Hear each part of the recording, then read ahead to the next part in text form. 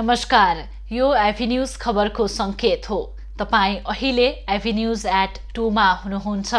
म प्रभा थापा। प्रारम्भमा मूल खबर। बागमती र प्रदेश 1 सरकार तत्कालका लागि जोगियो। एमाले नेपाल समूहका सांसद अविश्वासको प्रस्ताव फिर्ता लिन सहमत। नेपालमा करिब 25% मानिसको मृत्यु क्षयरोगबाट हुने गरेको तथ्याङ्क। दक्ष जनशक्तिको अभावमा नियन्त्रण चुनौतीपूर्ण बन्दै। निजीसँग प्रतिस्पर्धा गर्न नसक्दा काठमाडौँका सामुदायिक विद्यालयमा विद्यार्थीको संख्या घट्दै। तत्काल मर्जरमा जान शिक्षाविदको सुझाव। पथलैया वीरगञ्ज सडक निर्माणमा ढिलाइ हुँदा व्यापार व्यवसाय प्रभावित। धुलोका कारण स्थानीयको स्वास्थ्यमा पनि गम्भीर असर। र म्यानमारमा प्रदर्शनकारीमाथि सुरक्षाकर्मीको ज्यादती रोकिएन। माण्डली सहरमा सुरक्षाकर्मीको गोली लागि 7 वर्षीय बालिकाको मृत्यु। अब खबरको सिलसिला प्रारम्भ गरौं प्रदेश सरकार सुरक्षित सम्बन्धी प्रसंगबाट। प्रदेश 1 का मुख्यमन्त्री शेरधन राई र बागमती प्रदेशका मुख्यमन्त्री डोरमणि पौडेलको पद तत्कालका लागि जोगिएको छ। नेकपा एमालेको माधव कुमार नेपाल समूह अविश्वासको प्रस्ताव फिर्ता लिन सहमत भएपछि तत्कालका लागि राई र पौडेलको संकट टरेको हो। 1 नम्बर प्रदेशको एमाले संसदीय दलको बुधबार बसेको बैठकपछि नेपाल समूहका प्रदेशसभा सदस्यहरू अविश्वास प्रस्ताव फिर्ता लिन सहमत भएका थिए। नेपाल समूहका प्रदेशसभा सदस्य जीवन घिमिरेले अविश्वासको प्रस्ताव फिर्ता लिने सहमति भएको जानकारी दिए। यद्यपि छोटो समयको अवधि राखेर बैठक बोलाइएकाले बैठकमा सहभागी भने हुन नसकेको उनले बताए। बुधबारका लागि बोलाइएको बैठकका लागि प्रदेश सदस्यहरूलाई मंगलबार मात्र जानकारी गराइएको थियो। घिमिरेले अविश्वास प्रस्ताव फिर्ताको जानकारी गराउन आफ्नो पक्षका 2 जना सांसद बैठकमा सहभागी भएको जानकारी पनि दिएका छन्। बैठकले 1 साताभित्र अविश्वास प्रस्ताव फिर्ता गर्न सांसदहरूलाई निर्देशन दिएको छ। बैठकमा मुख्यमन्त्री शेरधन राईले अविश्वास प्रस्तावमा गरिएको हस्ताक्षर फिर्ता नलिए विधान अनुसार कारबाही थालिने जानकारी गराएका थिए। प्रदेश 1 सभामा एमालेका 51 सांसद रहेका छन्। सत्तारूढ नेकपा एमालेको केन्द्रीय कार्यालय आउँदो वैशाख 1 गतेबाट थापाथलीमा सर्ने भएको छ। एमाले एक नेताका अनुसार थापाथली हाइट स्थित उमङ्ग मार्गमा रहेको सञ्जय अग्रवालको घरमा सर्नका लागि 5 वर्षका लागि सम्झौता समेत भइसकेको छ। 4.25 रोपनी क्षेत्रफलमा फैलिएको स्थानमा कार्यालय भवन सहित पार्किङ समेत रहेको छ। पार्टी अध्यक्ष केपी ओलीले आज नयाँ कार्यालय भवनको बुधबारै निरीक्षण समेत गरेका थिए। एमालेको कार्यालय 2072 साल साउन 23 गतेदेखि धुम्बाराही स्थित पासाङ लामो स्मृति प्रतिष्ठानमा रहँदै आएको छ। दोस्रो चरणको चक्रपथ विस्तारको कारणले धुम्बाराहीमा आउन जान असहज हुने भएकाले पार्टीको केन्द्रीय कार्यालय सार्न लागिएको ती नेताले जानकारी दिए। 2072 सालको भूकम्पमा बल्खु स्थित पार्टीको भवन भत्किएपछि धुम्बाराहीमा पार्टी कार्यालय सारिएको थियो। गत शनिबार प्रधानमन्त्री निवास बालुवाटारमा भएको केन्द्रीय कमिटिको बैठकले आगामी वैशाख 9 गते पुरानो कार्यालय भवन रहेको बल्खुमै नयाँ भवन शिलान्यास गर्ने निर्णय गरेको छ। आज मार्च 24 अर्थात् विश्व क्षयरोग दिवस नेपालमा पनि विविध चेतनामूलक कार्यक्रम गरी मनाइँदैछ। नेपालमा कुल जनसङ्ख्या मध्ये करिब 25% को मृत्यु क्षयरोगबाट हुने गरेको तथ्याङ्क रहेको छ। क्षयरोग एक सर्वारोग हो। साधारण तथा बोलीचालीको भाषामा टिबी अर्थात् ट्युबरक्युलोसिस भनेर बुझ्ने गरिन्छ। विश्वका हरेक मुलुकमा क्षयरोग देखिने गरे पनि विशेष गरी अल्प विकसित देशहरूमा यो रोगका रोगीहरू धेरै देखिने गरेको छ। क्षयरोग शरीरका विभिन्न अङ्गमा लाग्ने गर्दछ।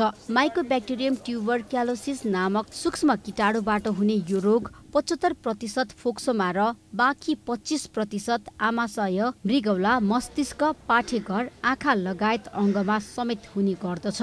अधिकांश फोक्सोलाई नै यसको संक्रमण हुन्छ र त्यसबाहेक पनि अन्य अङ्ग प्रत्यङ्गमा पनि यसले चाहिँ संक्रमण गरेर तपाईँको चाहिँ आँखाको पनि क्षयरोग हुनसक्छ, तपाईँको छालाको पनि क्षयरोग हुनसक्छ, तपाईँको चाहिँ डिम्बाशयको पनि क्षयरोग हुनसक्छ, फालोपियन ट्युबको पनि हुनसक्छ र विभिन्न खालका अङ्ग प्रत्यङ्गमा पनि यसले चाहिँ छोएको अवस्थाहरू छ। विश्व स्वास्थ्य संगठन WHO को तथ्याङ्क अनुसार सन् 2019 मा मात्र विश्वभर 1,40,000 व्यक्तिको मृत्यु क्षयरोगबाट भएको थियो। विश्वभर मृत्यु हुने प्रमुख 10 कारणहरू मध्ये क्षयरोग एक हो।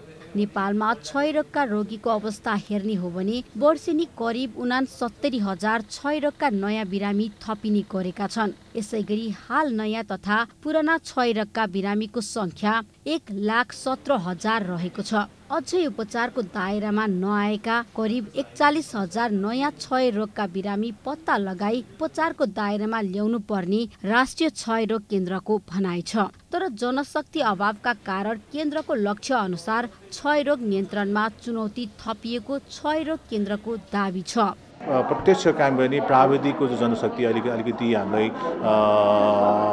समस्या छ। त्यसलाई चाहिँ अब स्वास्थ्य तथा जनसङ्ख्या मन्त्रालयले चाहिँ अहिले परिवर्तित परिवेशमा चाहिँ प्रदेश सरकारसँग र स्थानीय सरकारसँग पनि समन्वय गरिकन चाहिँ हामीले यसको चाहिँ जनशक्तिलाई व्यवस्थापन गर्नको लागि चाहिँ अब आउने रणनीतिक योजनामा र अब हुने चाहिँ हाम्रो जनशक्तिको चाहिँ सर्वेक्षणमा पनि यसलाई चाहिँ हामीले एड्रेस गर्ने हिसाबले चाहिँ हामी अगाडि बढेका छौँ। विशेष गरी क्षयरोग फोक्सोमा हुने भएकाले क्षयरोग लागेमा छाती दुख्ने, 3 देखि 4 हप्ता लगातार खोकी लाग्ने, रातमा ज्वरो आउने लगायतका लक्षण देखा पर्दछ। नेपालमा विगत 2 वर्षको तुलनामा क्षयरोगका बिरामीको संख्या बढेको देखिन्छ। नेपाल सरकारले क्षयरोगको औषधि उपचार निशुल्क गरे पनि सर्वसाधारणमा क्षयरोगको बारेमा जानकारी नहुनु, नियमित औषधि सेवन नगर्नु लगायतका कारण क्षयरोग नियन्त्रणमा आउन सकेको छैन। साथै क्षयरोग नियन्त्रणका लागि काम गर्दै आएको राष्ट्रिय क्षयरोग नियन्त्रण केन्द्रमा जनशक्ति अभावका कारण पनि क्षयरोग नियन्त्रणमा कठिनाई देखिएको छ। एभेन्यूज खबरका लागि क्यामेरामा राजेश रजकको साथमा त्रिगुडा भट्टराई बस्नेत, काठमाडौँ।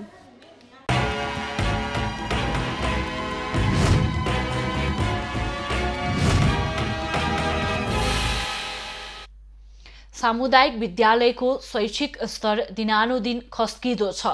अझ राजधानीका टोल टोलमा निजी विद्यालय सञ्चालन हुन थालेपछि सामुदायिक विद्यालयमा विद्यार्थीको संख्या पनि घट्दो छ। शिक्षाविदहरूले सामुदायिक विद्यालयको शैक्षिक स्तर उकास्न विद्यालयहरूलाई गाभ्नु पर्नेमा जोड दिएका छन्। अहिले देशभर सामुदायिक विद्यालयको संख्या 31,000 को हाराहारीमा छ। ती मध्ये कतिपय विद्यालयका विद्यार्थीको संख्या न्यून छ भने कतिपयमा विषयगत शिक्षकको अभावका कारण अध्यापन प्रभावित भएको छ। राजधानीकै कुरा गर्ने हो भने यहाँका अधिकांश सामुदायिक विद्यालयमा विद्यार्थीको संख्या न्यून रहेको छ। अर्कातिर विद्यालय तहको शिक्षालाई 1 देखि 8 सम्म आधारभूत तह र 8 देखि 12 सम्मलाई माध्यमिक तहमा छुट्याइएको भए पनि अधिकांश विद्यालय पुरानै शैलीमा चलिरहेका छन्। अधिकांश विद्यालयले सरकारले तोकेको मापदण्ड समेत पूरा गरेका छैनन्। शिक्षाविदहरूले विद्यालयहरूमा शैक्षिक एकरूपता र गुणस्तर वृद्धिका लागि मर्जर अर्थात् विद्यालयलाई गाभ्नु पर्ने अवधारणा अघि सार्दै आएका छन्। अनावश्यक खर्च घटाउनुका साथै विद्यार्थीको सिकाइलाई समेत प्रभावकारी बनाउन विद्यालयको संख्या भन्दा पनि गुणस्तरमा ध्यान दिनुपर्ने शिक्षाविदहरूको भनाइ छ। म मर्ज गर्नुपर्छ भन्ने वकालतै गर्ने मान्छे हो। किनभने त्यो मर्ज गर्नुपर्ने जरुरी किन भयो भनेर भन्दाखेरि जनसङ्ख्या घट्दै गयो। विद्यार्थीहरू चाहिँ नि निजीमा पढ्दै गए। निजीमा पढ्दै जानु भनेको भने सरकारी स्कुलमा विद्यार्थी घट्नु, त्यो मानेमा पनि। शिक्षाविदहरूले विद्यालय गाभ्ने अवधारणा अघि बढाइरहँदा स्थानीय तहहरू भने यसको लागि तयार नभएको देखिन्छ। विद्यालय मर्ज गर्दा सामुदायिक विद्यालय झन विस्थापित हुनुका साथै विद्यालयको इतिहास समेत मेटिने उनीहरूको भनाइ छ। उनीहरूले भूकम्पका कारण विद्यालय भवन क्षतिग्रस्त हुँदा केही विद्यालयलाई स्थानान्तरण गरिएको भए पनि मर्जरमा अहिले नै जान नहुने र आफूहरूको यस्तो नीति समेत नभएको बताउँछन्। काठमाडौँ महानगरपालिकाभित्र जम्मा सामुदायिक विद्यालय 91वटा छन् हैन। अब महानगरको उद्देश्य के हो भन्दा नेपाल सरकारको पनि नीति र महानगरको पनि नीति के हो भने विद्यालय मर्ज गर्ने चाहिँ होइन। किनभने हामी संस्थागत विद्यालयलाई चाहिँ विस्थापित गर्ने अनि समुदाय विद्यालयलाई चाहिँ विस्तार गर्ने भन्ने जुन सरकारको नीति र महानगरको नीति अनुसार हामी यो मर्ज चाहिँ हामी गर्ने नीतिमा चाहिँ पर्दैनौँ। त शैक्षिक क्षेत्रका लागि भन्दै सरकारले आर्थिक वर्ष 2077-78 का लागि 1,71,71,22,00,000 बजेट विनियोजन गरेको छ। यस्तो अवस्थामा मर्जरको अवधारणा अवलम्बन गर्ने हो भने सरकारको आधा रकम जोगिने शिक्षाविदहरूको तर्क छ। क्यामेरामा विनय तामाङका साथ सृजना मिश्रको रिपोर्ट। पथलैया वीरगञ्ज व्यापारिक मार्ग अन्तर्गत जितपुरको सडक निर्माणमा ढिलाइ भएको गुनासो स्थानीयले गरेका छन्। सडक निर्माणका कारण व्यवसायलाई समस्या परे पनि सरकारवालाले चासो नदिएको जितपुरका बासिन्दाको गुनासो छ।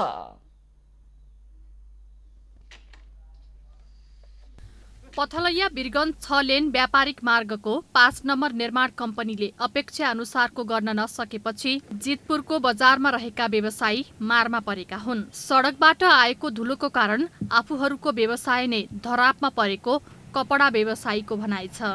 व्यवसाय सङ्कटमा परेपछि जितपुरमा व्यापार व्यवसाय गर्नेहरूले आन्दोलनको चेतावनी नै दिएको नगर उद्योग वाणिज्य सङ्घले जनाएको छ। फागुनको 10 गतेमा हामी त्यो सूचना पहिलो चरणको सूचना निकालेका छौँ। त्यो अवधिमा सूचना निकाल्दाखेरि उसले मैले काम गर्छु भनेर त्यसपछि उहाँले बिहामा गएर मिटिङ बस्नु भएको छ र त्यो पिरियडमा पनि उसले जुन कमिटमेन्ट गरेको छ त्यो पिरियडमा काम सक्नु भएन भने त्यसपछि हाम्रो दोस्रो चरणको हुन्छ। सिमरादेखि जितपुरको आर्मी क्याम्पसम्मको निर्माणको जिम्मा पाएको 5 नम्बर ठेकेदार शर्मा युनाइटेड एन्ड बिल्डर्स जेबीले अपेक्षा अनुसार काम नगर्दा समस्या भएको सडक आयोजनाले जनाएको छ।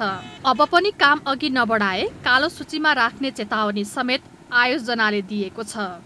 जुन ढिलाइ भइराखेको छ, व्यापारीहरूले दुःख भोगिराखेका छन्, धुवा धुलो खाइराखेका छन्, मान्छेहरू हिँड्न गाह्रो भइसक्यो, सुत्न गाह्रो भइसक्यो, रातमा तपाईँको ड्याङड्याङ डुल्नु गर्छ, खाल्टाहरू पडिसकेका छन्, नालाहरू तपाईँको बनेको छैन, पानी जमेर तपाईँको त्यहाँ बच्चाहरू डुब्ने स्थिति छ। त्यसको लागि समाधानको लागि सम्बन्धित निकायलाई बसेर एउटा झचकाउने कामलाई लागि हामीले यो आज छलफल राखेका थियौँ। पटक पटक लिखित र मौखिक सहमति भए पनि आयोजना कार्यालय र निर्माण व्यवसायीले कामलाई गति दिएका छैनन्। वैशाख 8 गतेसम्म व्यवसायीहरूलाई सहज हुने गरी कामको प्रगति देखाउने प्रतिबद्धता पूरा नभए चरणबद्ध रूपमा आन्दोलन गर्ने तयारी व्यवसायीको छ। ठेक्काको म्याद माघ मसान्तसम्म रहे पनि कोरोना कालमा काम गर्न समस्या भएको भनी आएको निवेदन अनुसार 6 महिना समय थप गर्न सकिने सम्भावना रहेको छ। 5 अर्ब 50 करोडको लागतमा निर्माण हुन लागेको यस सडक खण्डलाई निर्माण गर्ने योजना कार्यालयले 8 वटा ब्लक मार्फत काम अगाडि बढाइरहेको छ। बाराबाट इन्दीप कोइरालाको रिपोर्ट। 2064 सालदेखि नेपालगञ्ज शहर पटक पटक डुबानको चपेटामा पर्दै आएको छ। नेपालगञ्जको बौद्ध गुम्बादेखि बागेश्वरी मन्दिरसम्मको नाला पूर्ण रूपले नबन्ने भएपछि न्यू रोड र गणेशपुरवासी आक्रोशित भएका छन्। एसियाली विकास ब्याङ्क एडीबीको ऋण सहयोगमा नेपालगञ्जको बौद्ध गुम्बादेखि बागेश्वरी मन्दिरसम्म बन्दै गरेको नाला मापदण्ड विपरीत निर्माण भएको भन्दै स्थानीय आक्रोशित भएका हुन्। तपाईको अब खाली ठाउँमा तपाईको नाली बनाउने र यो घरहरू चाहिँ जोडिएको ठाउँमा तपाईँ नाली नबनाउने भनेर उहाँहरूले कुरा उठान गरिराख्नु भएको छ र यहाँको बजेट पनि तपाईँको अरू ठाउँमा लगेर तपाईँहरूले यहाँको काम अधुरै छोडेको स्थिति छ र हाम्रो आग्रह के हो भने तपाईँको यो काम अधुरो छोड्नु हुँदैन र यसमा तपाईँ एडीबीको पनि ध्यान पुग्नु पर्यो कि एडीबी अन्तर्गतको योजनामा गुम्बा नाला बनाउने योजना भएकाले आग्रह गरेर मात्र नाला बनाउने योजना आएकाले नाला मात्र बनाउने योजना अनुसार रकमले नपुग्ने भएपछि आवश्यकता अनुसार पर्खाल लगाइएको नेपालगञ्ज उपमहानगरपालिकाले बताएको छ। गुम्बा नाला चाहिँ त्यसमा थिएन, नभइसकेपछि हामीले त्यो एकदमै अनिवार्य छ। त्यसले चाहिँ हाम्रो नगरको सम्पूर्ण पानीहरूलाई चाहिँ लिने भएको हुँदाखेरि भियो गरेर त्यो हामीले रिक्वेस्ट गरेपछि भियो गरेर आएको प्रोजेक्ट हो। यो पछिल्लो लास्ट आवरको प्रोजेक्ट हो र यसमा हामीले भियो गर्दाखेरि हामीले भनेअनुसारको चाहिँ रकम हामीले पाएनौँ। दीर्घकालीन योजनाको मान्यतालाई तोड्दै मापदण्ड विपरीत निर्माण कार्य अघि बढाइएको भन्दै स्थानीयले विरोध गरेका छन्। नेपाली समाजमा लैङ्गिक समानताको कुरा नारामा मात्र सीमित छ। अहिले पनि नेपाली समाजमा महिलाले घरायसी काम र खेतबारीका काम बढी गर्नुपर्ने अवस्था छ। सोही कुरालाई मध्यनजर गर्दै बाँकेको खजुरामा लैङ्गिक समानताका लागि अभ्यास गर्न थालिएको छ।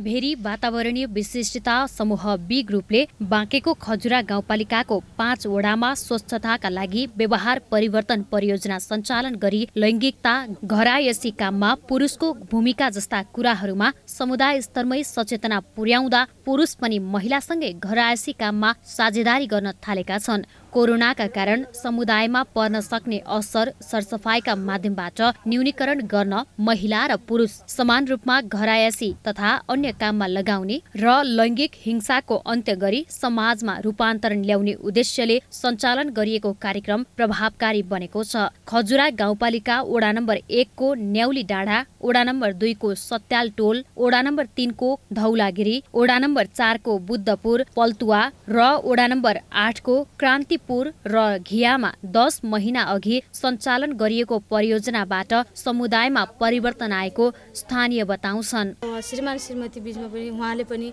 कामहरूमा पनि धेरै सघाइराख्नु भएको छ र म पनि अब जब गर्छु, जब गर्न गएको बेला नि मेरो श्रीमानले घरमा धेरै काममा सघाउनु भएको छ र मेरो बालबच्चाहरू पनि धेरै सगत भएका छन् र मेरो श्रीमानले घरमा काम सघाउनको कारणले गर्दा पनि मेरो बालबच्चाहरू स्कुल टाइममा स्कुल गएका छन् र स्कुल टाइममा पढ्न पाएका छन्। भेरी वातावरणीय विशिष्टता समूह बी ग्रुपले स्वच्छताका लागि व्यवहार परिवर्तन परियोजना सञ्चालन गरेसँगै घरको सबै काममा सल्लाह अनुसार हुने गरेको छ। घरको काममा पुरुषले सघाउन थालेपछि बालबच्चा समयमै स्कुल जानेदेखि घरमा झैझगडा समेत कम हुन थालेको छ। कामको बाँडफाँड गर्नुपर्दा नि काम गर्दा नि अहिले चाहिँ हामी श्रीमान श्रीमतीले अनि सक्ने काम गर्छौँ अनि बच्चाले पनि सक्ने काम गरेर सहयोग गर्छ कि घरमा यस्तो सिकाउनु भएको छ क्लास लिएको मम्मी, त्यही भएर हामीले गर्नुपर्छ है। दुईजना मिलेर घर व्यवहार चलाउने गरेका छौँ। सल्लाह बिना केही काम गर्दैनौँ। सल्लाह अनुसार दुईजनाले मिलजुली काम गर्छौँ। सल्लाह सबै कुरा सल्लाह अनुसार नै हुन्छ। केटाकेटीहरूलाई खेतीबाली केटाकेटीलाई यता सिकाउन हराउने सल्लाह गरेर गर्छौँ। काम पनि मिलेर गर्छौँ। स्वच्छताका लागि व्यवहार परिवर्तन परियोजना लागू भएपछि स्थानीय बासिन्दाहरू खुलेर बोल्न सक्नेदेखि घरको काममा पुरुषहरू खुलेर लाग्ने परिवर्तन आएको देखिएको छ। कम्युनिटीको पिपुलहरू चाहिँ खुलेर बोल्न सक्नु हुँदैन थियो, आफ्नो कुराहरू राख्न सक्नु हुँदैन थियो। हामीले प्रोजेक्ट स्टार्ट गरिसकेपछिबाट विभिन्न एक्टिभिटिज गर्ने क्रममा चाहिँ उहाँहरू चाहिँ त्यसमा इङ्गेज भएर चाहिँ आफ्नो अनुभवहरू आफूलाई लागेको फिल गरेको कुराहरू चाहिँ खुलेर भन्न सक्नुहुन्छ। एउटा चेन्जेस हामीले त्यताबाट त्यसरी देखिरहेछौँ भने अर्को चेन्जेस चाहिँ अब जस्तै घरको काममा चाहिँ पुरुषहरू चाहिँ मजासित लागेको हामीले देख्न सक्यौँ। भेरी वातावरणीय विशिष्टता समूह बी ग्रुपले बाँकेको खजुरामा लागू गरेको स्वच्छताका लागि व्यवहार परिवर्तन परियोजना अन्तर्गत 1000 परिवारलाई टुटी सहितको बाल्टी, स्टिलको ट्याङ्की 25 set, automatic sanitizer machine 16 set, sanitizer 490 litre, हात धुने साबुन 1200 पीस, आइसोलेसन किट 400 र समुदायमा स्वास्थ्य सम्बन्धी जनचेतना जगाउने 15 वटा होर्डिङ बोर्ड राखिएको छ। समाजमा रहेका सबै प्रकारका विभेदहरूको अन्त गरी समतामूलक समाज निर्माण गर्ने परिकल्पना परियोजनाको रहेको जनाइएको छ। खम्ब पुन बाँके। कञ्चनपुरको बेलडाडी प्राथमिक स्वास्थ्य केन्द्रमा सञ्चालित 2 दिने स्वास्थ्य शिविरबाट 500 भन्दा बढी सेवाग्राही लाभान्वित भएका छन्।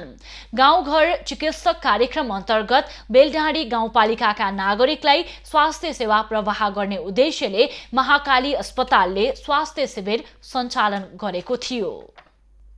सुदूरपश्चिम प्रदेश सरकारको गाउँघर चिकित्सक कार्यक्रम अन्तर्गत कञ्चनपुरको बेलडाँडी गाउँपालिका स्थित बेलडाँडी प्राथमिक स्वास्थ्य केन्द्रमा सञ्चालित 2 दिवसीय स्वास्थ्य शिविरबाट 500 जना भन्दा बढीले स्वास्थ्य सेवा लिएका छन्। बेलडाँडी गाउँपालिकासँगको समन्वयमा महाकाली अस्पतालले बेलडाँडी प्राथमिक स्वास्थ्य केन्द्रमा सोमबार र मंगलबार स्वास्थ्य शिविर सञ्चालन गरेको थियो। जिल्लाको विकट ग्रामीण क्षेत्रमा स्वास्थ्य शिविर सञ्चालन गरेकोमा अस्पताल र स्वास्थ्य कर्मीलाई गाउँपालिकाले धन्यवाद दिएको छ।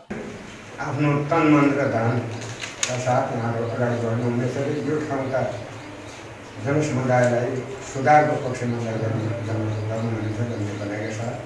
यो 2 दिने कार्यक्रमको उत्तरोत्तर पद्धतिको काम महाकाली अस्पतालमा कार्यरत एमडीजीपी चिकित्सक, स्त्री तथा प्रसुति रोग विशेषज्ञ र दन्त चिकित्सकहरूबाट 2 दिनसम्म स्वास्थ्य सेवा प्रवाह गरिएको छ। पछिल्लो समयमा महाकाली अस्पतालमा विशेषज्ञ चिकित्सकहरूको उचित व्यवस्थापन भएकोले महाकाली अस्पतालको इतिहास बदलिएको महाकाली अस्पताल व्यवस्थापन समितिले जनाएको छ। जटिल स्वास्थ्य समस्याहरू समेत लुकाएर बस्नुपर्ने वा महँगो खर्चमा अन्यत्र उपचारका लागि जानुपर्ने बाध्यतालाई केही हदसम्म भए पनि स्वास्थ्य शिविरले समाधान गरेको सेवाग्राहीहरूको भनाइ छ।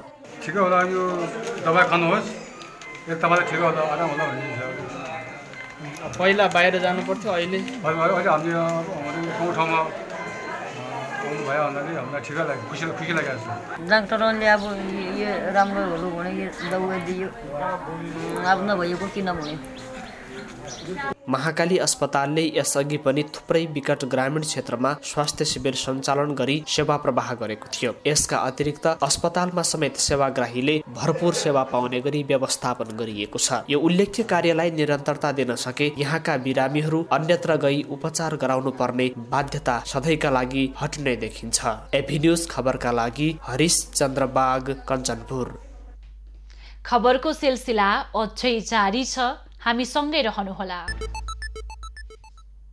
अब बाँकी खबर। लुम्बिनी प्रदेशको पहाडी जिल्ला अर्घखाँचीबाट मौसमी रूपमा भारतमा काम गर्न जाने मानिसहरूको संख्या उल्लेख्य छ, तर स्वदेशमा रोजगारी नभएपछि भारतमा काम गर्न जाने कामदारहरूले विभिन्न समस्या झेलिरहेका छन्।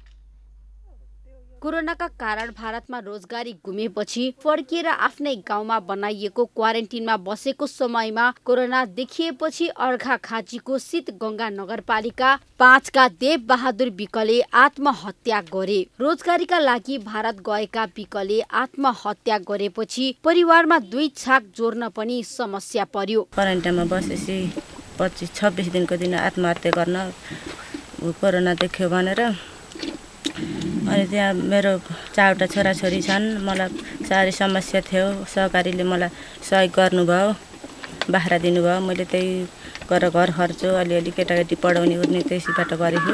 त्यस्तै भारतमा रोजगारी गर्दै आएका नारायण नेउपानेको ब्लड क्यान्सरबाट मृत्यु भएपछि उनको परिवारमा पनि विचली छ। जनचेतना सरकार मञ्चले सहकारी मार्फत सहयोग गर्नुभएको थियो। 5वटा बाख्रा मध्ये मैले 2टा पाठा, एउटा पाठी गरेर 61,000 को बेचेँ। छोराछोरीले पढाउन घर खर्च त्यसैबाट धेरै चल्यो भयो। अहिले पनि घर 4वटा पाठा, एउटा पाठी छ अहिले छुट्टी। पछिल्लो समय जनचेतना सरोकार मञ्च अर्घाखाँचीले अक्सफार्म संघको आर्थिक तथा प्राविधिक सहयोगमा भारतमा मौसमी काम गर्ने प्रवासी परिवारको आर्थिक पुनर्स्थापना सशक्तिकरण परियोजना अन्तर्गत संस्थाको क्षेत्रभित्र पर्ने सहकारीका सदस्यहरूलाई सहयोग गर्दै आएको छ। भूमिका स्थान नगरपालिकाको वडा नम्बर 1, 2, 3 र 4 तथा शीतगंगा नगरपालिकाको वडा नम्बर 5 र 6 मा भारतबाट रोजगारी गुमाएर फर्किएका परिवारलाई स्वरोजगार बनाउन उनीहरूलाई कुखुरा, तरकारीको बिउ र आधुनिक महुरीका खार पनि निशुल्क वितरण गर्नुका साथै उनीहरूलाई तालिम पनि प्रदान गरिएको छ। यसका साथै सहकारीका सदस्यहरूलाई भारतबाट पठाइएको पैसा सुरक्षित साथ बिना झन्झट छिटो र छरितो रेमिट्यान्सको पनि सुविधा समेत प्रदान गरेको छ। हामी सन्धिहरुका जान पर्थ्यो, अब समयको पनि बचत भन्छ। यबाट पैसा लैजान पाइयो छ, हामी धेरै खुसी छौं। यहाँका महिला दिदीबहिनी सब खुसी हुनुहुन्छ नि। संस्थाले गरेको कामले समाजमा परिवर्तन आएको जनप्रतिनिधिको भनाइ छ। भारतमा मौसमी रूपमा काम गर्नेहरूका लागि स्थानीय सरकारले पनि सहयोग गर्ने भूमिका स्थानका नगरपालिकाहरूको भनाइ छ। कोभिडबाट फर्केर आएका युवाहरूलाई बुङ्गुर पालन, लोकल कुखुराको पालन, त्यसपछि गएर बाख्रा पालन, त्यसपछि गएर कृषि टनेलहरू, हाते ट्र्याक्टरहरू लगायत विदेशबाट फर्केर आउने युवाहरूलाई ब्याजको कुरामा नभएर हामीले ऋण उपलब्ध गर्नमा ब्याङ्क ग्यारेन्टी जस्तो नगरपालिका बसेर युवाहरूलाई लक्ष्य गर्ने कार्यक्रम हामीले कृषि र पशुमा राखेका छौँ। तेस्रो मुलुकमा काम गर्न जानेहरूको जस्तै भारतमा काम गर्न जाने मौसमी कामदारको यथार्थ तथ्याङ्क राख्न बीमा तथा अन्य सेवाहरू अनिवार्य गर्नतर्फ सम्बन्धित निकायको ध्यान जान जरुरी छ। पाल्पाको रामपुर नगरपालिकामा यस वर्ष आलु उत्पादनमा वृद्धि भएको छ। व्यावसायिक रूपमा आलु खेती गरेका कृषकहरूले उपयुक्त हावापानी र मौसमका कारण व्यावसायिक सफलतासँगै उत्पादनमा वृद्धि गरेका छन्। आलु खेती प्रवर्धनका लागि कृषि ज्ञान केन्द्र पाल्पा मार्फत आलु ब्लक कार्यक्रम नगरपालिका तथा ओडाहरूबाट अनुदानका कार्यक्रम सञ्चालन भएको थियो। ओडा नम्बर 6 मा आलु ब्लक कार्यक्रम सँगै ओडाले कृषकहरूलाई अनुदानमा बिउ वितरण गरेको थियो भने 5 रोपनी भन्दा बढीमा आलु खेती गर्ने कृषकलाई नगरपालिकाले 50% अनुदानमा बिउ प्रदान गरेको थियो। आलु खेती प्रवर्धन कार्यक्रम सँगै नगरभित्र 40,000 क्विन्टल भन्दा बढी आलु उत्पादन भएको रामपुर नगरपालिका कृषि शाखाले जनाएको छ। आलुका ब्लक तथा पकेट कार्यक्रम र अन्य अनुदान कार्यक्रमहरू मार्फत करिब 5,000 रोपनी क्षेत्रफलमा कृषकहरूले आलु रोप्नु भएको थियो र त्यसमध्ये 40,000 क्विन्टल आलु उत्पादन भएको छ। आलु खेती प्रवर्धनको कार्यक्रम सञ्चालनसँगै किसानहरू उत्साहित भएर लागेका थिए। सोही अनुसार कृषकहरूले राम्रो उत्पादन गरे पनि महँगोको बिउ किनेर लगाएका उनीहरू अहिले सस्तोमा बिक्री गर्नुपर्दा आफूहरू मर्कामा परेको बताउँछन्। बिउ चाहिँ अहिले के भइदियो भने अहिले यो साल चाहिँ बिउ अत्याधिक महँगो भयो। बिउ महँगोको कारणले गर्दाखेरि हामीलाई चाहिँ अलिकति अहिले अलिकति के नयाँ किसानहरूलाई चाहिँ हतोत्साहित जस्तो गराएको छ। न बिउको मारले गर्दाखेरि अब बिउ नै एकदम म्याक्सिमम महँगो भएको हुँदाखेरिमा 112 रुपियाँ किलो लिएर आएको मैले जनकदेव भन्ने आलु र त्यसले गर्दाखेरिमा चाहिँ अहिले मान्छेहरूले अब खनेका छन्। मौसमले साथ त दियो तर किन्ने बेलामा बिउले चाहिँ अलिअलि साथ नदिएको हुँदाखेरि यहाँ अलिकति समस्या चाहिँ भएको छ। अहिले बजारको सबैभन्दा समस्या भएको हिसाबले गर्दा किन्न त हामीले 100 रुपियाँ किलोको दरले किन्यो। अहिले 20, 25, 30 रुपियाँ किलोको दरले पनि बेच्नको लागि चाहिँ बजार छैन। नगरपालिका, कृषि सहकारी, वडा कार्यालय जसुकै यहाँको नजिकको स्थानीय सरकारहरूले पनि अलिअलि बजारको लागि त अलिअलि सहानुभूति त दिनुभएको छ। तर नगरभित्र आलु उत्पादन गर्ने कृषकहरूलाई बिक्री गर्न चाहेमा बिक्री गर्न र पछि भण्डारण गरेर बिक्री गर्छु भन्ने किसानको लागि भण्डारणको व्यवस्था गरिने भएको छ। किसानको चाहनालाई ध्यानमा राख्दै प्रदेश सरकार र नगरपालिकाले निर्माण गरेको शीत भण्डार यथाशीघ्र सञ्चालनमा ल्याउने पहल भइरहेको नगरपालिकाले जनाएको छ। विश्वास नभएको हो कि भन्ने हामीलाई जनमानसमा परेको छ। त्यो विश्वास त हुनुहोस्, यो छिटैभन्दा छिटो हुन्छ। यहाँ हामी सबै नगरपालिकाको सबै टिमहरू यसमा चाहिँ लागिरहेको छ। यससँग सम्पूर्ण कर्मचारीहरूसँग विशेषमा चाहिँ इन्जिनियर साहबहरू लागिरहनु भएको छ। हामी छिटोभन्दा छिटो यो चाहिँ शीत भण्डार सञ्चालन गर्नेछौँ। किसानहरू तपाईँ ढुक्क भएर कति पनि पिर नमानिकन चाहिँ आलु भण्डारलाई यहाँ राख्ने ठाउँ गरिन्छ। आलु सकेसम्म बेच्नुहोस्, केही छैन, अब पैसा पाउने कुरो पारिहाल्नुहोस्। रामपुर नगरमा मात्र होइन पाल्पाका अन्य स्थानमा पनि आलु उत्पादनमा वृद्धि भएको छ। रामपुर नगरपालिकामा कृषि प्रवर्धनका लागि 1 वडा 1 उत्पादन कार्यक्रम सञ्चालन भइरहेको छ। कृषि उपजमा आत्मनिर्भर बनाउनका लागि कृषकहरू पनि व्यावसायिक रूपमै लागेका छन्। कृषकहरूको मनोबल बढाउन उत्पादन, बजारीकरण र भण्डारणमा मात्रै होइन विविधीकरणमा पनि जोड दिनु आवश्यक देखिन्छ। इमान सिंह राणा, पाल्पा। प्रतिनिधि सभाको बैठकमा सांसदहरू आरोप प्रत्यारोपमा उत्रिए। प्रमुख प्रतिपक्षी दलका सांसदले सरकारको चर्को आलोचना गरे भने सत्ता पक्षका सांसदले त्यसको बचाउ गरे। मंगलबारको प्रतिनिधि सभाको बैठकमा बोल्दै नेपाली कांग्रेसका सांसद गगन थापाले वर्तमान सरकार रहेसम्म संसदको अपमान बढ्दै जाने आरोप लगाए। थापाले जति दिन यो सरकार रहन्छ संसदको तिरस्कार र अपमान गर्ने काम बढ्दै जाने बताए। कि यो संसद र सांसदको अपमान, यो लोगो लगाउने केही थान सांसदको अपमान, तिरस्कार, उपेक्षा होइन सभामुख महोदय। यो ती जनताको अपमान हो जसले यो संसद बनाएको छ, जसले हामीलाई सांसद बनाएको छ। थापाले प्रधानमन्त्री ओलीले काम गर्न दिएन भनेर हल्ला मात्रै मच्चाएको पनि बताए। एसिड आक्रमणकारीलाई नियन्त्रण गर्ने कानून बनाउन दिएन भनेर हल्ला गर्ने प्रधानमन्त्रीले संसदलाई एउटा पनि विधेयक नदिएकोमा आक्रोश पोखे। उनले विधेयकलाई काम गर्न चाहिने राष्ट्रिय सभाको बैठक नबोलाएको आरोप पनि लगाए। विधेयक अधिवेशन हामी काम गर्न तयार छौँ। एसिड आक्रमणकारीलाई नियन्त्रण गर्ने कानुन बनाउन दिएन भनेर हल्ला गर्ने, तर संसदलाई एउटा विधेयक पनि नदिने अनि विधेयकलाई कानुन बनाउनको निम्ति चाहिने राष्ट्रिय सभाको बैठक पनि नबोलाउने। हामी स्पष्ट छौँ सम्माननीय सभामुख महोदय, जति दिन यो सरकार रहन्छ। सांसद दिलेन्द्र प्रसाद बडुले भारतले नेपाली भूमिलाई आफ्नो भूमिमा पार्ने गरी तटबन्ध निर्माण गर्दा राष्ट्रवादी सरकार के हेरेर बसेको भनी प्रश्न गरे। बडुले 35 हेक्टर नेपाली भूमिमा भारततिर जान लागेको जानकारी दिए। किन सरकार मौन छ? सरकारले जानी हो अथवा जानेर पनि उसले नजानेको के हो जान्नु पर्ने, कसले बताउनु पर्ने? मूल कुरा आयो। अब त्यसकारण सरकारको म गम्भीर ध्यानाकर्षण गराउन चाहन्छु र भोलिको दिनदेखि रोकिनु पर्दछ। नेकपा एमालेका सांसद खगराज अधिकारीले प्रधानमन्त्री केपी शर्मा ओलीले राजीनामा नदिने भन्दै अविश्वास प्रस्ताव मार्फत हटाउन चुनौती दिए। उनले अविश्वास प्रस्ताव ल्याउन नसक्नेले किन प्रधानमन्त्रीलाई नैतिकता सिकाउने भनी प्रश्न गरे। प्रधानमन्त्रीलाई नैतिकता सिकाउने, अविश्वासको प्रस्ताव ल्याउँछु भनेर फेल हुन्छ भनेर डराउने अनि प्रधानमन्त्रीलाई नैतिकता सिकाउने, ठाउँ ठाउँमा गएर नेकपाको मलामी जाने कोही भएनन् भन्ने। बैठकमा न्याय परिषद र न्याय सेवा आयोग तथा महान्यायाधिवक्ता कार्यालयको वार्षिक प्रतिवेदन पेश गरिएको छ। प्रतिनिधि सभाको अर्को बैठक यही चैत 18 गते अपराह्न 1 बजे बस्नेछ।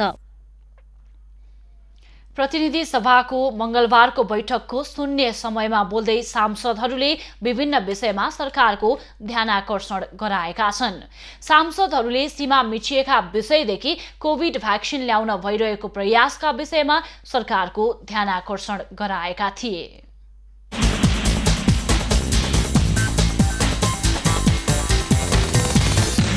दिनकै 6 जना महिलाहरू तथ्याङ्कले त्यो प्रमाणित गर्छ कि दिनकै 6 जना महिला तथा किशोरीहरूको बलात्कार गरी हत्या भइरहेको छ। यस्तो गम्भीर सवालमा पनि सरकार किन यो सवाल किन सरकारको प्राथमिकतामा पर्दैन र सरकार किन गम्भीर छैन? नेपालको गरिब जनतालाई लगानी गर्नको निम्ति प्राथमिकता क्षेत्र कर्जा निर्धारण गरेर प्राथमिकतामा तोकिएको ठाउँमा प्रतिशत तोकेर सरकारले जुन कुरा अगाडि ल्याएको छ त्यसको निम्ति म स्वागत गर्न चाहन्छु। तर त्यो चाहिँ बिना धितो जनताले पाएका छैनन्। बिना धितो दिन सक्ने गरी एउटा उच्च स्तरीय कानुनी संरचना बनाएर त्यो सबै प्राथमिकता क्षेत्रमा पर्ने कर्जा जति एकै ठाउँमा जम्मा गरेर त्यो कर्जा चाहिँ सर्वसुलभ ढङ्गले जनताले प्राप्त गर्न सक्ने स्थिति बनाउनको निम्ति म सरकारसँग माग गर्छु। धन्यवाद। मोरङ जिल्लाको उत्तरतिर पहाडबाट बग्ने ठाडा खोलाहरूमा गत सालको बाढीले छेदविच्छेद भएका तटबन्धहरू ठेक्का लागेको छ भनिन्छ। अहिलेसम्म ठेकदारले काम थालेको छैन। सभामुख महोदय, उर्लाबारी मधुमल्ला सडक ठेकदार मुद्दामा गइरहेको छ, कालो सूचीमा परेको छ। यसरी धेरै ठाउँ ठेकदारका लापरवाहीले गर्दाखेरि विकास निर्माणका काम प्रभावित भएका छन्। हाम्रो सार्वजनिक खरिद ऐनकै दोष हो भने सभामुख महोदय यो कानुन बनाउने थलो हो। यहाँबाट त्यो ऐनमा परिवर्तन पनि खोज्नुपर्छ र ठेकदारको लापरवाहीलाई सरकारले नियन्त्रण गरोस् भन्ने जोरदार माग राख्न चाहन्छु। कोरोना भाइरसको संक्रमण अत्यधिक बढिरहेको छ र विशेष गरी तराई क्षेत्रमा अझै बढिरहेको छ। त्यहाँ खुला बर्डर छ र भारतमा त्यसको चाहिँ धेरै चाहिँ कोरोनाको संक्रमण बढेको हुनाले यथाशीघ्र भ्याक्सिन तराई क्षेत्रमा बढीभन्दा बढी उपलब्ध गराउनको लागि म सरकारको ध्यानाकर्षण गराउन चाहन्छु। धापचुलाको लिबुले चाहिँ इन्डियामा पर्यो, नेपालको जमिन भनेर सरकारले नक्सा प्रकाशित गर्यो र यहाँ सबै राजनीतिक पार्टीले यहाँ एकमतले सर्वसहमतले पास पनि गर्यो। सरकारले लोगो पनि हामी सबै मान्यलाई लोगो पनि बाँड्यो। तर जग्गा जमिन कहिले फिर्ता आउँछ? म सभामुखमा त सरकारले चाहिँ सोध्न चाहन्छु। हामी लोगो मात्र लाएर हिँड्ने कि जमिन चाहिँ अर्काको देशमा राख्ने अनि लोगो चाहिँ हामी लाएर हिँड्ने? यो बीचमा अदालतको महत्त्वपूर्ण समय संसद विघटनको मुद्दाको सुनवाईलाई गर्नको लागि खर्च भयो। निर्वाचित प्रतिनिधि सभाले कुनै काम कारबाही गर्न पाएन। सदनले पारित गर्नुपर्ने नागरिकता विधेयक लगायतका महत्त्वपूर्ण कानुनहरू पारित हुन सकेनन्। राजनीतिक आकाशमा कालो बादल मडारिरहेको छ। मलाई आशा छ प्रतिनिधि सभामा प्रतिनिधित्व गर्ने राजनीतिक दल तथा जनताका प्रतिनिधिहरूले प्रतिनिधि सभालाई अकालमै मृत्युवरण गराउने छैनन्। नेकपा एमाले नेपाल पक्षको विद्यार्थी भेलाले अनेरा सोबयुको समानान्तर कमिटी गठन गरेको छ। काठमाडौँमा मंगलबार भएको राष्ट्रिय भेलाले साबिक कमिटीका सचिव सुदेश पराजुलीको अध्यक्षतामा अनेरा सोबयुको नयाँ नेतृत्व चयन गरेको हो। कमिटीको सहअध्यक्षमा वसिम आलम, उपाध्यक्षमा येशु लामा र हिरेन्द्र शाही तथा महासचिवमा आरती लामा चयन भएका छन्। यसैगरी महेश श्रेष्ठ, अशोक थापा, राजन शर्मा पराजुली, कल्याण दाहाल र प्रदीप थापा सचिव बनेका छन्। मेरुदण्ड पक्षघात भएका व्यक्तिहरूलाई क्षमता अभिवृद्धि तथा नेतृत्व विकासको तालिम दिने उद्देश्य साथ राष्ट्रिय भेला सुरु गरिएको छ। मेरुदण्डीय पक्षघात समूह नेपालको आयोजनामा काठमाडौँमा भेलाको आयोजना गरिएको हो। भेलामा देशका सबै प्रदेशबाट प्रतिनिधिमूलक रूपमा मेरुदण्डको पक्षघात भएको व्यक्तिहरूको सहभागिता रहेको छ।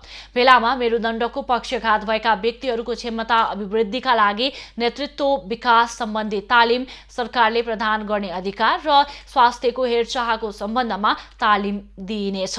विभिन्न किसिमका तालिमहरू दिन्छौँ जसले चाहिँ उहाँको चाहिँ क्षमता अभिवृद्धि होस् र उहाँ चाहिँ एउटा लिडर बन्न सक्नुभयो। लिडर बनेर चाहिँ आफ्नो प्रदेशमा चाहिँ कसरी चाहिँ अपाङ्गता सम्बन्धी काम गर्न सकिन्छ भन्ने किसिमको तालिम हो। र त्यसको साथसाथै यसमा स्वास्थ्य सम्बन्धी कुराहरू पनि छ। जस्तो पहिला त आफ्नो स्वास्थ्य राम्रो हुनुपर्छ। स्पाइन कर्ड इन्जुरी भइसकेपछि विभिन्न किसिमका समस्याहरू आउँछन्। जस्तो दिशा पिसाब व्यवस्थापनका कुराहरू, छालाका हेरचाहका कुराहरू। भेलामा सहभागीहरूले मेरुदण्डको पक्षघात भएका व्यक्तिहरूलाई स्वास्थ्य समस्याको साथसाथै विभिन्न प्रकारका समस्याहरू हुने भएकाले सरकारले समाधानका निम्ति ध्यान दिनुपर्ने बताएका छन्। उपचार तथा स्वास्थ्य सामग्रीको सहज उपलब्धता गराउनु पर्नेमा पनि जोड दिएका छन्।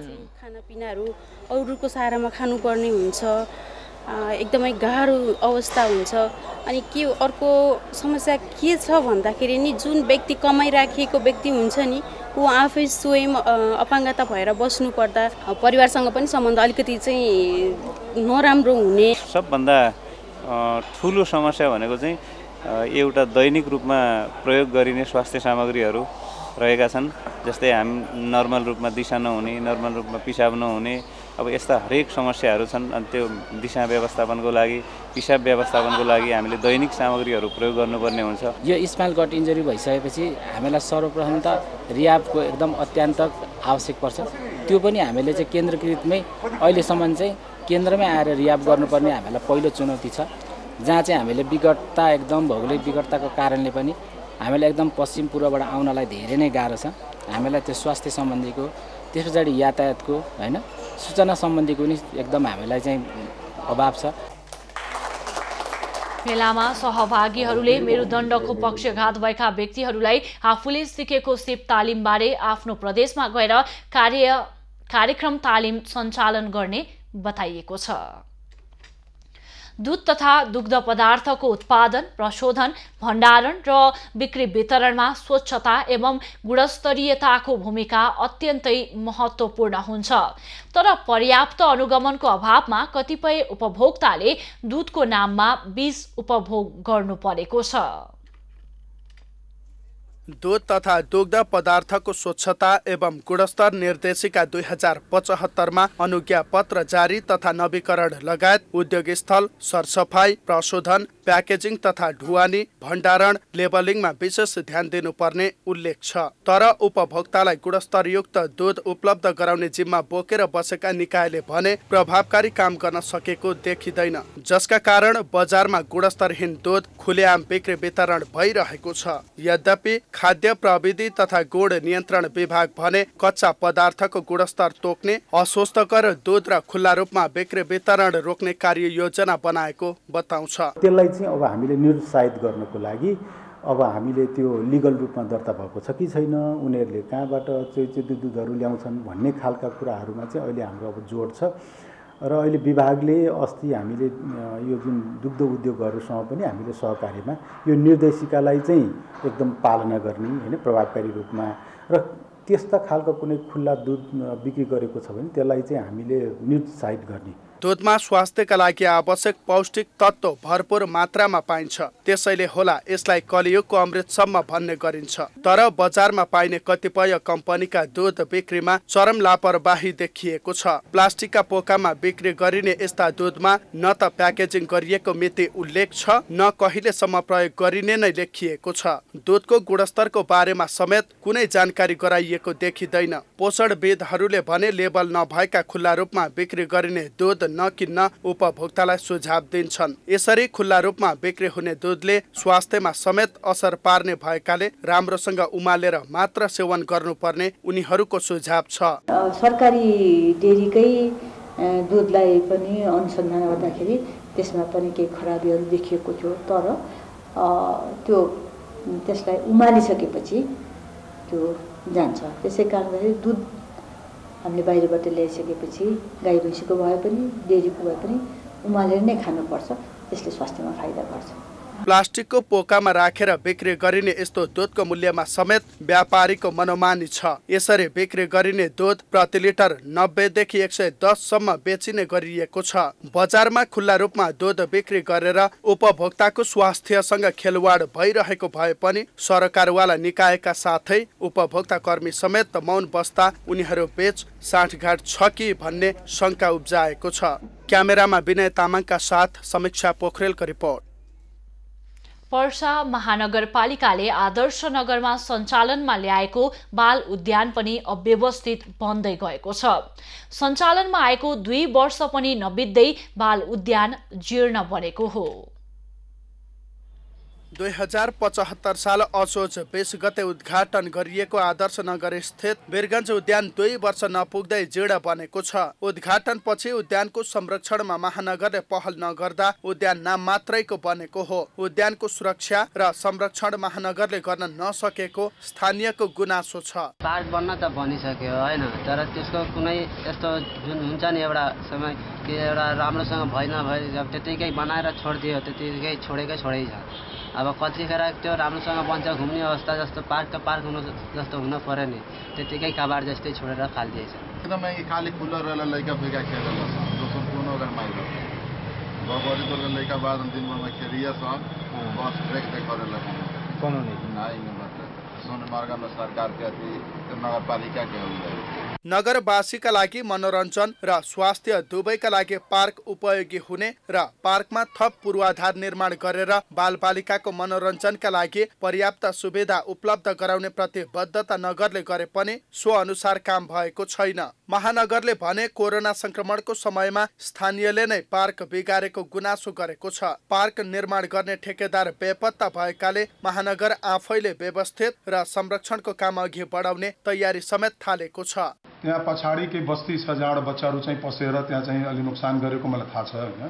त्यही कारणले हामीले त्यसलाई ठेक्का लगाउने प्रयास पनि गर्यौं। ठेक्का लिने पनि मान्छेहरू आए, तर पछि गएर उनीहरूले आफ्नो धरोटी अहिले आएर बात गरेर पनि त्यो ठेक्का छोडिदिएको रहेछ। अब त्यसको उचित व्यवस्थापन के हुन्छ गर्नुपर्छ भन्ने कुरा आगामी हामीले बोर्डमा छलफल गरेर त्यसलाई व्यवस्थित पार्छौं। रेलवे उद्यान, बौद्धिमाई, नगवा, भिसुवा, पिपरा, मुरली लगायतको स्थानमा महानगरको स्वामित्वमा रहेको सार्वजनिक स्थलमा पार्क निर्माण गर्ने योजना समेत महानगरको छ। नगरको मुख्य ढल बनाउन प्रयोग हुँदै आएको माइराम पोखरीको अतिक्रमण हटाएर महानगरले सो क्षेत्रमा बाल उद्यान निर्माण गरेको थियो। उद्यानमा पानीको फोहरा, खुल्ला मञ्च, वनभोज स्थल, नृत्य स्थल, टेबल टेनिस कोर्ट, योग स्थल समेत रहेको छ। वीरगञ्जबाट राजन रौनियारको रिपोर्ट। नेपालको पूर्वी नाका काकरभिट्टाबाट नेपाली उत्पादित वस्तुको निर्यात व्यापार उल्लेख्य मात्रामा बढेको छ। चालु आर्थिक वर्षको 8 महिनाको अवधिमा यस नाकाबाट आयात घटेर निर्यात बढ्दा व्यापार घाटामा सुधार देखिएको छ। नेपालको पूर्वी नाका काकरभिट्टा स्थित मेची भन्सारबाट नेपाली उत्पादित वस्तुको निर्यात व्यापार उल्लेख्य मात्रामा बढेको छ। चालु आर्थिक वर्षको 8 महिनाको अवधिमा यस नाकाबाट आयात घटेर निर्यात बढ्दा व्यापार घाटामा सुधारको संकेत देखिएको हो। चालु आर्थिक वर्षको साउनदेखि माघ मसान्तसम्म अर्थात् 8 महिनामा 7 अर्ब 96 करोड रुपैयाँ बराबरको नेपाली वस्तु निर्यात भएको मेची भन्सार कार्यालयले जनाएको छ। भन्सार कार्यालयका अनुसार गत वर्ष सोही अवधिमा 6 अर्ब 57 करोडको वस्तु निर्यात भएको थियो। कार्यालयका अनुसार अघिल्लो वर्षको तुलनामा यस वर्ष 1 अर्ब 39 करोड बढीको सामान निर्यात भएको हो। व्यापार घाटा आयात घटेर निर्यात बढ्ने बित्तिकै निश्चित रूपमा व्यापार घाटा पनि घट्छ। गत साल 7 महिनाको व्यापार घाटा चाहिँ 22 अर्ब 8 करोड थियो भने अहिले चाहिँ यो आर्थिक वर्षको 7 महिनाको व्यापार घाटा चाहिँ 16 अर्ब 15 करोड। 22 बाट 16 अर्ब भने 22 अरबबाट 16 भनेको लगभग 6 अरबले व्यापार घाटा पनि गतको तुलनामा कम भएको छ। चालु आर्थिक वर्षको यही 8 महिनाको अवधिमा यस नाकाबाट भारत लगायतका तेस्रो देशबाट हुने आयात पनि घटेको छ। 8 महिनाको अवधिमा 24 अर्ब 11 करोडको वस्तु भारत, भुटान, चीन, बङ्गलादेश तथा तेस्रो मुलुकबाट नेपाल भित्रिएको छ। अघिल्लो वर्ष यही अवधिमा यस नाकाबाट 28 अर्ब 65 करोडको वस्तु आयात भएको थियो। अघिल्लो वर्षको तुलनामा यस वर्ष 4.5 अर्ब रुपैयाँ भन्दा बढी मूल्यले आयात घट्न पुगेको हो। माघसम्मको हाम्रो राजस्वको अवस्था हेर्ने हो भने राजस्व पनि गत सालको तुलनामा बढ्या छ। आयात पनि गत सालको तुलनामा घटेको छ। त्यस्तै गरेर निर्यात गत सालकै 7 महिनाको तुलनामा यो 7 महिनामा बढेको छ। यस नाकाबाट चालु आर्थिक वर्षको यस अवधिमा 4 अर्ब 22 करोड 71 लाख भन्दा बढी मूल्यको अलैँची निर्यात भएको छ। गत वर्ष यस अवधिमा 1 अर्ब 47 करोड 70 लाख बढीको अलैँची निर्यात भएको थियो। यस नाकाबाट 2 अर्ब 57 करोड 94 लाख भन्दा बढीको चिया निर्यात भएको छ। गत वर्ष यही अवधिमा 1 अर्ब 63 करोडको सीटीसी चिया निर्यात भएको थियो। त्यस्तै 34 करोड 87 लाख भन्दा बढीको अमृसो कुचो निर्यात भएको थियो। गत वर्ष 22 करोड 67 लाखको मात्र निर्यात भएको थियो। त्यस्तै अदुवा झण्डै 20 करोडको निर्यात भएको छ। अदुवा गत वर्ष करिब 14.5 करोडको निर्यात भएको थियो। झापाबाट सन्तोष नेउपानेको रिपोर्ट। खबरको सिलसिला अझै जारी छ, हामी सँगै रहनुहोला।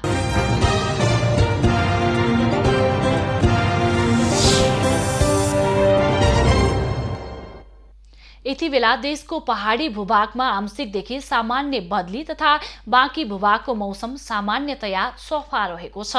अपराह्न गण्डकी प्रदेश, कर्णाली र सुदूरपश्चिम प्रदेशका थोरै स्थानमा र बाँकी प्रदेशका पहाडी भूभागका 1-2 स्थानमा मेघगर्जन र चट्याङ सहित हल्का वर्षाको सम्भावना रहेको जल तथा मौसम पूर्वानुमान महाशाखाले जनाएको छ। काठमाडौँ उपत्यकाको आजको अधिकतम तापक्रम 28 डिग्री सेल्सियस र न्यूनतम तापक्रम 12 डिग्री सेल्सियस बीच रहने अनुमान छ।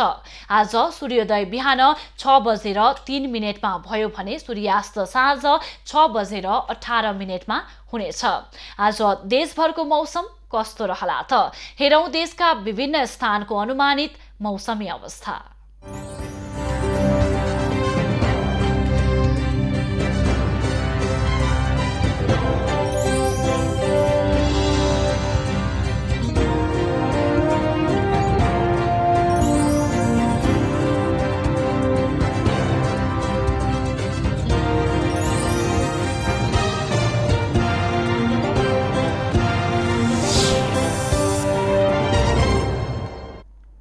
अहिलेलाई खबरको क्रम यति नै।